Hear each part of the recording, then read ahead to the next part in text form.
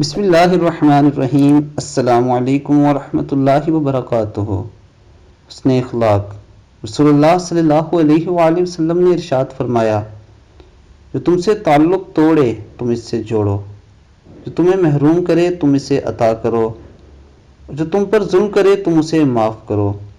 دوستو، ان تین باتوں سے یہ نچوڑ نکلتا ہے کہ اللہ کے نبی کو وہ لوگ پسند تھے جو رحم دل تھے، جو دوسروں کو معاف کرتے تھے، جو دوسروں کی خطاؤں کو نظر انداز کرتے تھے اور ان کے ساتھ صلہ رحمی کا معاملہ کرتے تھے، جو ناراض لوگوں کو راضی کرتے تھے۔ اللہ کے نبی کو وہ لوگ پسند تھے جو کسی محروم کو عطا کرتا تھا۔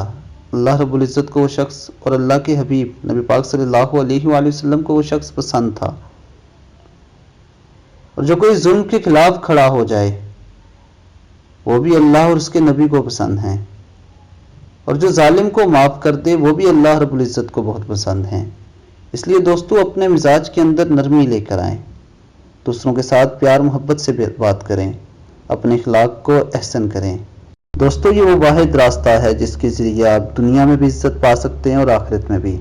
اللہ تعالی ہمیں دوسروں کے ساتھ صلہ رحمی کرنے کی توفیق عطا فرمائے۔ السلام علیکم ورحمۃ اللہ وبرکاتہ۔